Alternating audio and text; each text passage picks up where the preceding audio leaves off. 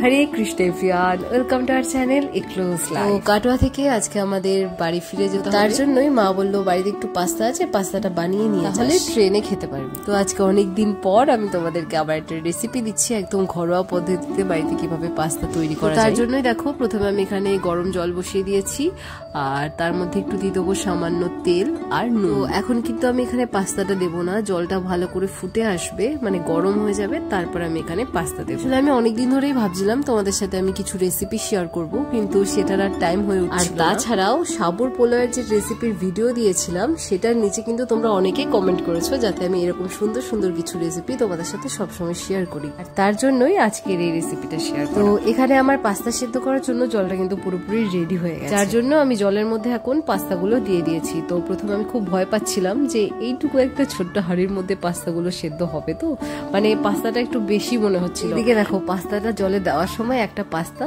ভেতরে পুড়ে যায়, তো সেটা আমি সারাশি দিয়ে বের করে নিই। একটা পাস্তায় বা কেন নষ্ট করব, তাই না? তো এখানে দেখো আমি যেই পাত্রে পাস্তাটা সেদ্ধ করতে দিয়েছি সেটা মনে হচ্ছে যেন ছোট হয়ে গেছে, তার জন্য আমি গ্যাসটা মিডিয়ামে দিয়ে সেদ্ধ করছি। আচ্ছা শোনো, একটা কথা বলি, আজকে আমি যেভাবে পাস্তাটা রান্না করছি ভাবেই যে পাস্তা রান্না হয় সেটা কিন্তু আগেই বলেছিলাম, একেবারে ঘরোয়া পদ্ধতিতে বানাচ্ছি, যেটা হবে একদম সিম্পল। আচ্ছা জানিও তো তোমাদের হোয়াইট সস পাস্তা বেশি ভালো লাগে না রেড সস পাস্তা বেশি ভালো? তবে আজকে কিন্তু এই দুটোর মধ্যে আমি একটাও বানাচ্ছি। তো যে রেসিপিটা আমি তোমাদের সাথে শেয়ার করবো সেটা কিন্তু আমার ভীষণ ফেভারিট। গল্প করতে করতে পাস্তাটা একদম পারফেক্ট সেদ্ধ হয়ে গেছে। পাস্তাটা এখন আমি একটা ঝুড়িতে নামিয়ে নেব, তারপর ঠান্ডা জল দিয়ে নামানোর পরে পাস্তাগুলো যদি ঠান্ডা জল দিয়ে ধোয়া হয় তাহলে পাস্তাটা বেশি সেদ্ধ হয়ে যায় না।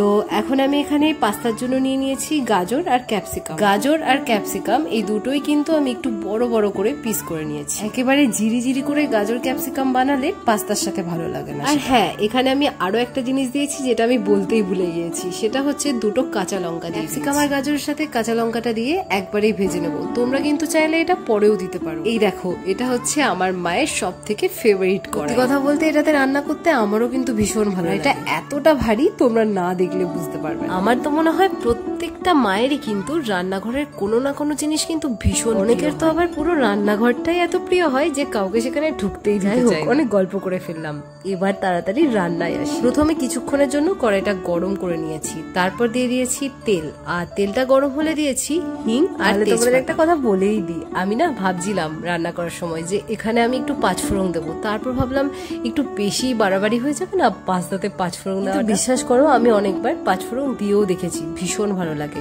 জানি না এটা হয়তো আমার টেস্ট, তোমাদের ভালো নাও লাগতে পারে, বা বলতে পারো এটা আমার একটা খুব খারাপ অভ্যাস। মাঝের মধ্যে আলু ভাজা করতে গিয়ে আমি এতটাই পাঁচফোড়ন দিয়ে দিই, বাড়ির সবাই বলে যে আরেকটু দিলে। আমাদের এই বাড়িতে আবার সবাই সবকিছুর সাথে জিরেটা বেশি পছন্দ করে, আর আমাদের বাড়িতে আবার একাদশীর দিন শুধু জিরেটা ব্যবহার। যাই হোক, এখানে ক্যাপসিকাম গাজর এগুলো ভালো করে ভাজা হয়ে গেলে আমি এখন দিয়ে দিচ্ছি, তোমরা কিন্তু টমেটোটা পেস্ট করেও দিতে পারো। এরপর আমি এখানে দিয়ে দিচ্ছি হলুদ, নুন, লঙ্কা। মশলা বলতে কিন্তু এই তিনটে জিনিসই আজ আমি এখানে ইউজ করছি। এতটাই সিম্পল ভাবে করছি যে কোনো রকম সস কিন্তু আজকে আমি এখানে ব্যবহার করব না। তোমাদের যদি ভালো লাগে তোমরা কিন্তু দিতে পারো। দেখো, এটা আমরা কিন্তু সবাই জানি, যেমন গুড় তেমন মিষ্টি। তুমি রান্নাতে যতটা পরিমাণ জিনিস দেবে ঠিক ততটাই কিন্তু টেস্টও হবে। তা বলে এটা নয় পরিমাণ না বুঝেই কিন্তু জিনিসপত্র দিতে থাকলাম, নিজের একটা আন্দাজও থাকতে হবে। এরপর দিয়ে দিই সামান্য চিনি। তোমরা যদি এখানে কোনো রকম সস ইউজ করে থাকো তাহলে তোমাদের চিনিটা দিতে হবে না। দেখো মশলাটা এখানে রেডি হয়ে গেলে আগে থেকে সেদ্ধ করে রাখা পাস্তাটা আমি দিয়ে দেবো। পাস্তাটা দেখো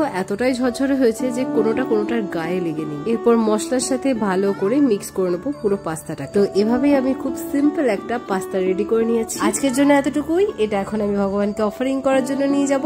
হরে কৃষ্ণা।